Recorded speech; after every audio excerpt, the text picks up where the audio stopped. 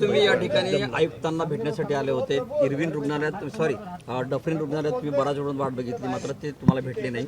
अखेर कलेक्टर ऑफिसमध्ये सगळ्या कार्यकर्त्यांनी ठिय्या आंदोलन केलं आणि इथे त्यांचा घेराव घातला.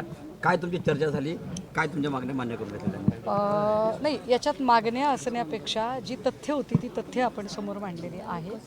डफरीन हॉस्पिटलमधले जे CS पवार आहेत यांनी अतिशय पारदर्शक पद्धतीने लेखी जे मुद्दे मांडलेले होते आणि जो वेळोवेळी पत्रव्यवहार केला होता, ज्या पत्रव्यवहाराची प्रत्येक CC ही मान्य जिल्हाधिकाऱ्यांना दिलेली आहे, आरोग्य संचालकाला दिलेली आहे, ज्याच्यामध्ये ही ऑपरेशन थिएटरमधला AC बंद आहे, सौर पॅनल बंद आहे, CCTV बंद आहे, सोलार बंद आहे, त्याच्यानंतर इंटरनेट केबल बंद आहे, अशा अनेक गोष्टी, त्या प्रत्येकाचं सप्रमाण पत्रासकट आज आमची आता इथे बैजबार चर्चा झाली.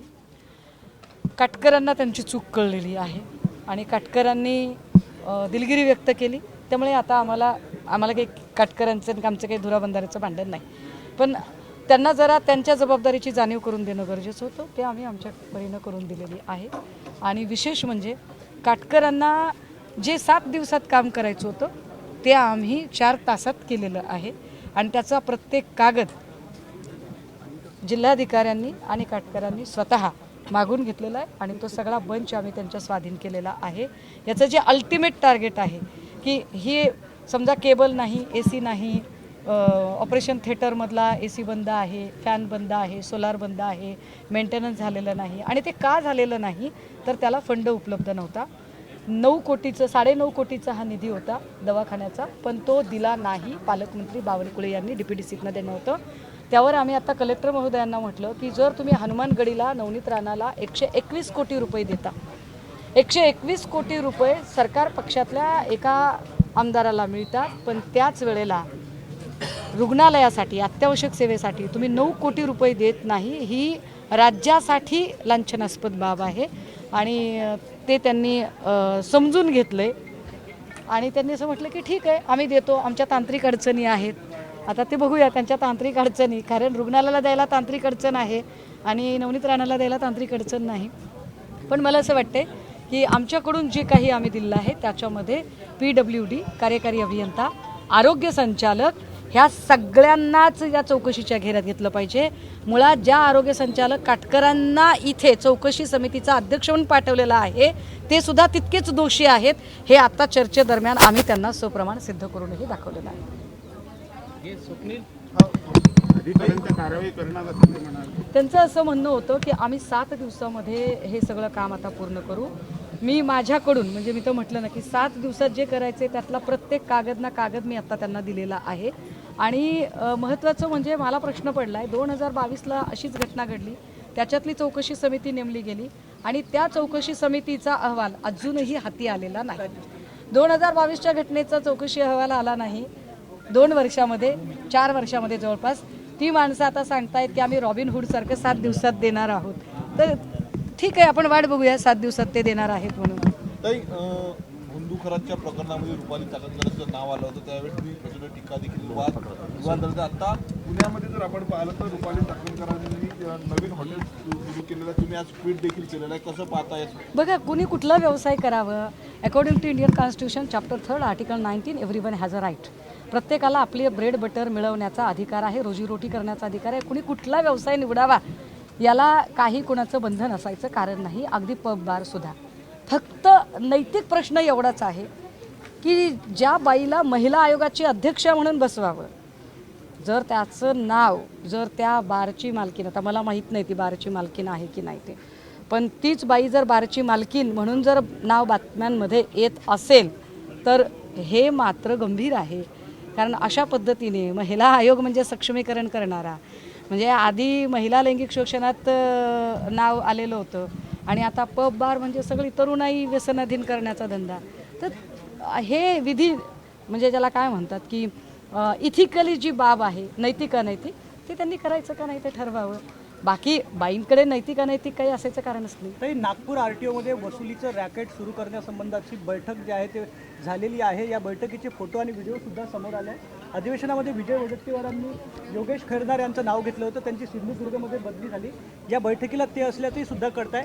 या प्रकरणात SIT दाखल असताना अशा पद्धतीची बैठक होणं कसं होतं? याच्यातले जे योगेश खैरनार आहेत ते माझ्या माहितीप्रमाणे सेवानिवृत्त, मात्र ते एक RTOची असोसिएशन चालवत होते आणि त्या असोसिएशनमध्ये अजून एक कोणीतरी दुसरा एक माणूस होता, त्याचं नाव वडेट्टीवारांनी ऑन फ्लोअर घेतलेलं होतं आणि त्या संबंधाने परिवहन मंत्री प्रताप सरनाईक यांनी सांगितलं होतं की आम्ही तात्काळ याची SIT बसवू. आता ती SIT बसवू म्हटल्यानंतर सुद्धा जर वसुली रॅकेटच्या अशा बेखौफ पद्धतीने जर बैठका चालत असतील तर मंत्री नावाच्या खुर्चीवर बसलेली जी माणसं आहेत ती नेमकं काय करतात शोधलं पाहिजे एकदम. 2022 ज्या व्हेंटिलेटरचा स्फोट झाला होता तेच व्हेंटिलेटर परत त्यांनी 25 पण बसवलेले आहे. आपण त्याच्यावरही त्यांच्याशी बोललो की 2022 जे व्हेंटिलेटरचा स्फोट झाला होता आणि त्यातलं एक व्हेंटिलेटर जे सुरक्षित होतं ते तुम्ही आत्ता बसवलं आणि नवीन पुन्हा एकदा हाफकिन इन्स्टिट्यूटकडे तुम्ही मागणी केल्यानंतर आलं, परंतु ते शिल्लरचंच आलं. पण अडचण अशी आहे की शिल्लर कंपनीच्याच व्हेंटिलेटरचा आधीसुद्धा स्फोट झाला होता, आता परत तुम्ही शिल्लर बसवलेला आहे. शिल्लर जवळपास 1900 रुग्णालयात 10,000 इतके व्हेंटिलेटर्स दिलेले आहेत आणि ही बाब गंभीर आहे. तर अशी काय अडचण आहे, म्हणजे हाफकिनला कोण सजेस्ट करतं की शिल्लर कंपनीचं खरेदी केलं पाहिजे, एजन्सी कोणाची आहे, कोण त्याचा सप्लायर आहे आणि त्या सप्लायरचा आणि नागपूरवाल्यांचा काही संबंध आहे का? कारण बरेचसे टेंडर सप्लायर ह्या गोष्टी नागपूरशी संबंधित पुन्हा येतात. अगदी परीक्षा पद्धतीमध्ये सुद्धा आपण जे आत्ता पेपर लीक वगैरे त्याच्यावर चर्चा करतोय तर खूप साऱ्या परीक्षा पद्धतीचे जे टेंडर आहेत विशेषतः MCQR पद्धतीने होणाऱ्या परीक्षांचे तर ते पुन्हा नागपूरशी संबंधित येत आहे. निरीक्षकांचा जो पेपर आहे तो परत घेण्याचा मी त्याच्या संदर्भाने सकाळीही बोलले. बघा, मी असेल किंवा राष्ट्रवादीचे नेते आमदार रोहित पवार असतील, आम्ही दोघांनीही फूड अँड ड्रग्ज इन्स्पेक्टरच्या ज्या परीक्षा 22 मार्चला होणार होत्या परंतु 20 मार्चला त्याचा पेपर फुटला होता, तो पेपर कसा फुटला हे बैजवार अगदी प्रेझेंटेशन सकट पत्रकार परिषदेमध्ये मांडलेलं होतं. त्यानंतर अनेक गोष्टी पुढे आल्या आणि हा पेपर पुन्हा एकदा नव्याने घ्यायचं ठरलं तर सरकारच्या या निर्णयाचं मी स्वागत करते. जे चांगलं आहे ते चांगलं आहे, पण माझा सरकारला त्याच्या पुढचा प्रश्न आहे की जरी तुम्ही आता याचा पेपर फुटला हे मान्य केलं आणि तुम्ही नव्याने परीक्षा घेताय पण तरीसुद्धा हे अर्धच काम झालं. मुळात पेपर फुटलाच कसा आणि फोडणारे कोण होते आणि त्यांना तुम्ही जेरबंद कधी करणार आहात, एक.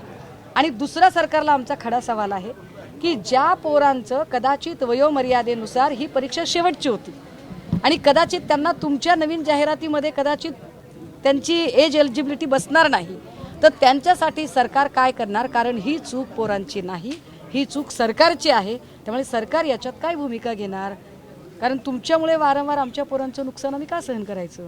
मग हॉस्पिटलमध्ये बोलताना तुम्हाला वैद्यकीय अधीक्षकांच्या कामाचाही कुठलाही वाटलं, एवढी पाठपुरावा न केल्यावर तुम्ही दोषी आहात असं तुम्ही म्हणाला. आता तुम्ही म्हणता की ते पारदर्शक आहे, काय? हां, मी आपल्याला त्याच्यात सांगितलं पाहिजे. CS पवार हे सुद्धा दोषी आहेत.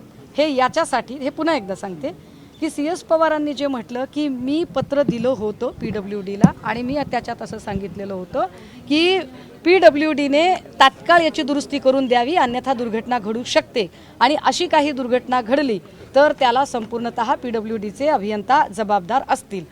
याचा अर्थ काय आहे, याचा पहिला अर्थ हा आहे की CS पवार यांना याची कल्पना होती की दुर्घटना घडू शकते. मग जर कल्पना होती तर इतकी जोखीम पत्करून त्याच वॉर्डमध्ये त्या ठिकाणी ती बाळं का ठेवली, हा पहिला प्रश्न. दुसरं असं की दुर्घटना घडली तर तुम्ही जबाबदार असं ज्या पत्रामध्ये CS पवार म्हणतात मग त्यानुसार संबंधित PWDच्या अभियंत्यावर त्याच्या अगेन्स्ट FIR CS पवारांनी का दाखल केली नाही. आणि हाच प्रश्न आत्ता आम्ही कलेक्टर आणि काटकर या दोघांना विचारला. त्यावर कलेक्टरांचं असं म्हणणं होतं की ॲटोनॉमसली काटकर आता त्याला अध्यक्ष आहेत, सो काटकर ठरवतील तर चला ठीक आहे. पण काटकरचा एकूण जर त्याचा इगोइस्टिक ॲटिट्यूड बघितला तर मला असं वाटतं की फार फार तर एखाद्या अधिकाऱ्याचा बळी देऊन सेफ साईड सुटतील. पण पारदर्शक का म्हणते मी तर CS पवारांची जरी ही चूक असली तरी CS पवारांनी प्रत्येक वेळेला ऑपरेशन थिएटरचा AC काम करत नाही, केबल नाही आहे, CCTV नाही आहे, सोलार नाही आहे, गरम पाणी नाही आहे, स्वच्छता नाही आहे, छत पडण्याची वेळ आलेली आहे, ट्रान्सफॉर्मर DP बसवलेला नाही आहे, व्हेंटिलेटरचं हे झालेलं नाही आहे, इलेक्ट्रिकल सेफ्टी ऑडिट झालेलं नाही आहे, इन्फ्रास्ट्रक्चर स्टॅबिलिटी ऑडिट झालेलं नाही आहे, व्हेंटिलेटर ऑडिट झालेलं नाही आहे, ह्याची स्मरणपत्र वारंवार पाठवलेली आहेत आणि ती कोणाला पाठवलीत? आरोग्य संचालक आणि कलेक्टरांना CC केलेलं आहे आणि त्यावर उत्तर काय आलेलं आहे की फंड नाहीत. आता फंड कोण देतं? तर फंड DPDC मध्ये देतात पालकमंत्री. पण पालकमंत्र्यांनी फंड का दिले नाही? 2026ला जानेवारी महिन्यामध्ये दादा गेले, आदरणीय दादांकडे अर्थ खातं होतं, त्यामुळे दादा गेले. पण आता असं नाही आहे ना की दादा गेले आणि अर्थ खात्याचा पोर्टफोलिओ कोणाकडेच गेला नाही म्हणजे कुठले अमाऊंट डिस्बर्स झाल्या नाहीत असं नाही आहे. तुम्ही काही अमाऊंट दिल्यात लोकांना. नवनीत राणाला 121 कोटी कशासाठी दिले तुम्ही? इथल्या पोलिसांनी खोटा अहवाल का दिला की हनुमानगडीला 1 लाख लोक रोज जात होते म्हणून? तो कोण अधिकारी आहे तो शोधून काढेन मी. ज्या पोलीस अधिकाऱ्याने 1 लाखाचं रिपोर्टिंग केलेलं आहे त्याला किती लाख मिळाले ते पण मी शोधून काढेन. सोडणार नाही कोणालाच. कारण तुम्ही लहान लहान लेकरांच्या जीवाशी खेळलेले आहात. आणि एक तर अर्थ खातं आत्ता सगळं नियंत्रण आहे ते मुख्यमंत्र्यांचं आहे. पैसे का दिले नाही? माझा कलेक्टरांना पण तेच प्रश्न होता. ते म्हणाले फंडची कमी नाही. हो बाबा, फंडची कमी नाही, पैसे चिक्कार आहे तुमच्याकडे. पण चावी बावनकुळेच्या कमरेला आहे आणि ती चावी कपाटाला फक्त आणि फक्त नवनीत राणाला जर देण्यासाठी जर लागत असेल तर हे वाईट आहे.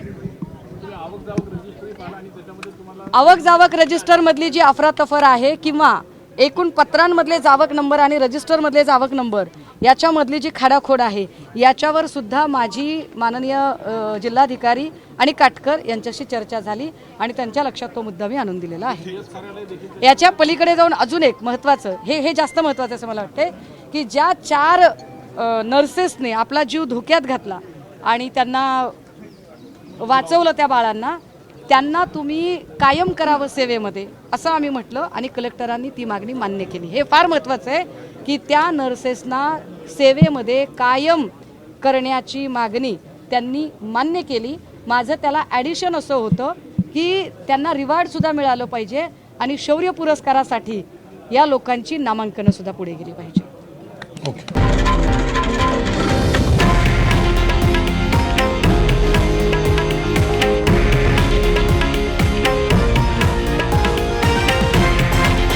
हे आहे देशातील नंबर 1 न्यूज नेटवर्क आणि आपण पाहत आहात TV9 मराठी, एकमेव.